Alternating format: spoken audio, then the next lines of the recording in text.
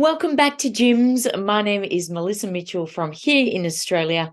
It is nighttime here. It's a little bit dark, so I do apologize for the darkness. Usually I do these videos during the day, but I just ran out of time today.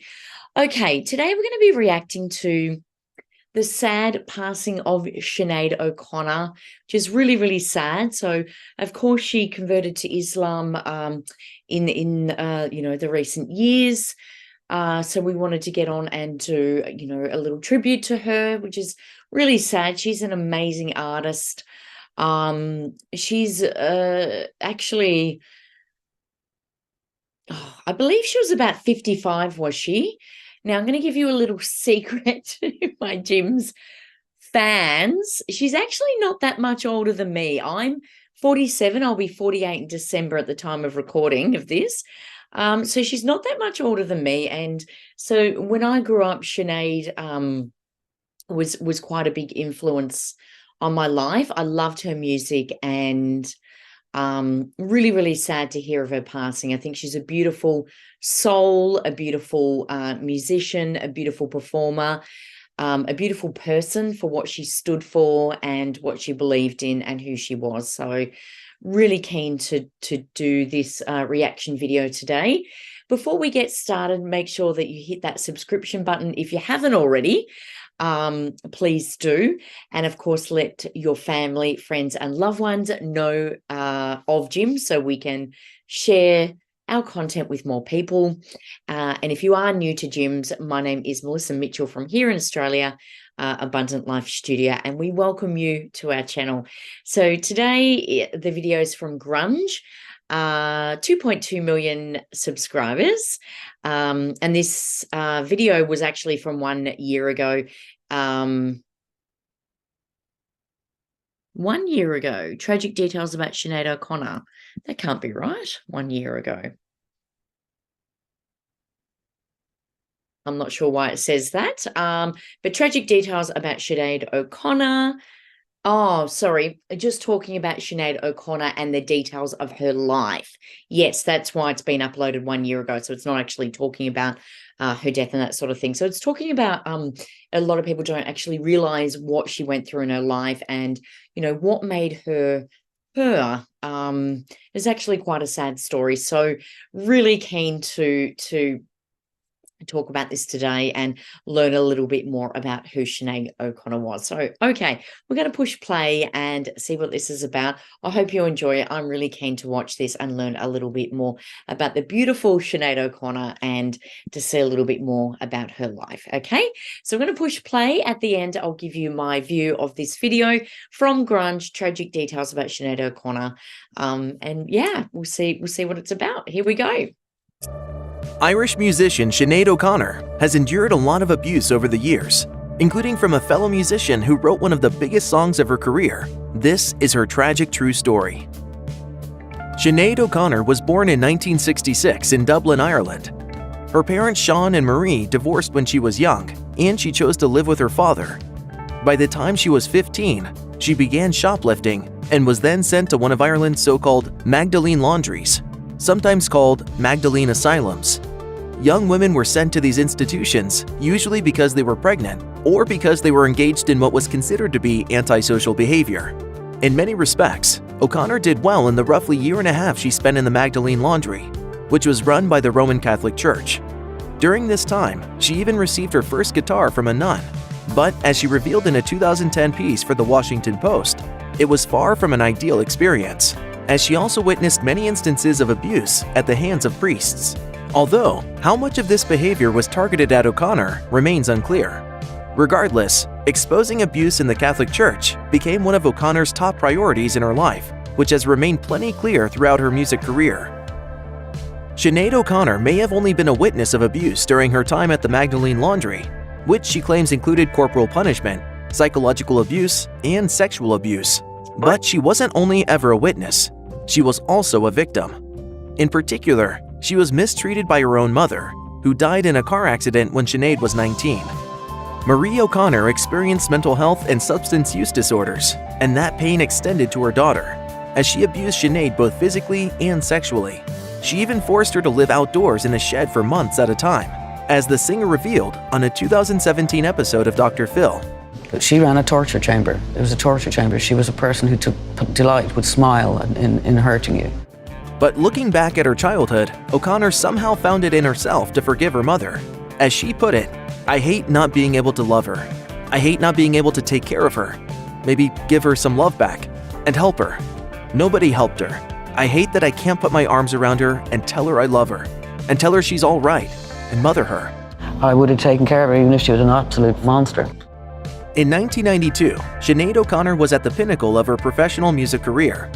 But then she was the musical guest on the October 3rd episode of Saturday Night Live, and she infamously tore up a picture of Pope John Paul II at the end of her performance of the Bob Marley song, War. Fight the real enemy.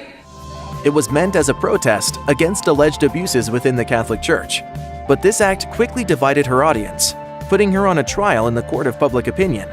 One of the harshest reactions happened several weeks later when she appeared at Bob Dylan's 30th anniversary concert, only to be roundly booed by the audience as she took to the stage at Madison Square Garden. One prominent voice joining the chorus of criticism was none other than Madonna, who isn't exactly known for her support of the Catholic Church.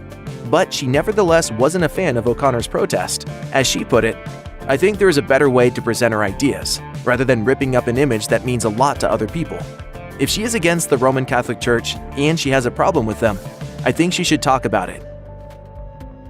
In addition to her personal trauma and being a magnet for controversy, Sinead O'Connor also has to live with physical and mental challenges. She's endured bouts with fibromyalgia, which causes musculoskeletal pain that's sometimes a result of stress. She's also experienced bipolar disorder, which is characterized by dramatic peaks and valleys of hypomania and depression. After briefly retiring from music, O'Connor talked with Heart magazine about her fibromyalgia, which she called a chronic fatigue illness that painfully affects your muscles. As she explained, "When you get something like that, it's a gift actually, because you have to reassess your life. It's purely stress-related, so you have to get out of your life the things that are taking your energy." O'Connor discussed her bipolar disorder in a 2007 interview with Oprah Winfrey, as she revealed that she was diagnosed around 2003 after a suicide attempt. Although after further mental health evaluation, she was later told that she may in fact not be bipolar. O'Connor reportedly had a rocky relationship with her fellow musician Prince, who wrote the biggest hit of her career, "Nothing Compares to You." The two even nearly came to blows during one incident. As she put it to the Irish Independent in 2014, "We didn't get on at all. In fact, we had a punch-up." She also called Prince a devil worshipper in her 2021 memoir, Rememberings. As she put it, "I believe he was involved in devil business because an old girlfriend of his told me he had the power to make move around the room." Hang on, that doesn't sound like a joke. That sounds serious. Oh, it's not a joke. No, it's not a joke at all. It was a very frightening experience, actually. From a difficult childhood to professional trouble stemming from her outspoken beliefs, the road thus far has clearly not been easy for Sinead O'Connor. She still occasionally makes headlines, like when she announced that she was planning on legally changing her name to Shahada Sadakat after converting to Islam, though she still performs with her birth name. No matter what name she goes by, we hope she'll continue to recover from all that she's lived through, deliver new music to the world, and continue to share her important perspective for many years to come. If you or anyone you know is having suicidal thoughts, please call the National Suicide Prevention Lifeline at 1-800-273-TALK, 8255.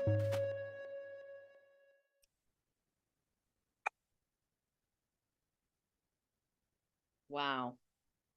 That was really well put together. Yeah, so uploaded a year ago. So talking about her, obviously, since her passing and everything. So, a year ago, they were talking about her health battles and her trauma and everything. So she's lived a troubled life and been attacked for her opinion and everything. But, good on her for standing up for what she believed in. And I think it was great what she did with ripping up the photo.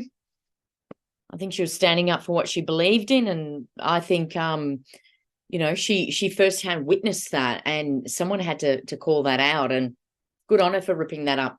Hey, I applaud that. And she was firsthand, suffered that abuse. Really, really sad story. Really, really sad that of her passing. And that was really, well put together. And you know, no doubt, even though this video was uploaded a year ago, no doubt it's probably getting a lot more traction now.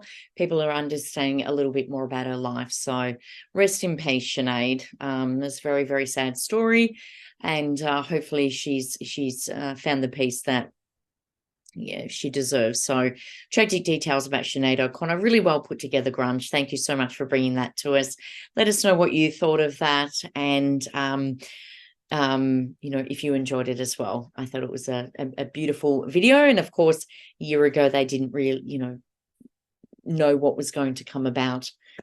1 year later, here we are, and you know, we've lost a beautiful soul. So it was quite lovely to go back, and I don't mean lovely because it's quite sad to watch it, but it's quite nice to reflect back on her life and to see although she struggled, to also see how powerful she was and how strong she was in her beliefs. And although she went through so quite a lot, she still stood true to who she was. So thank you, Grunge.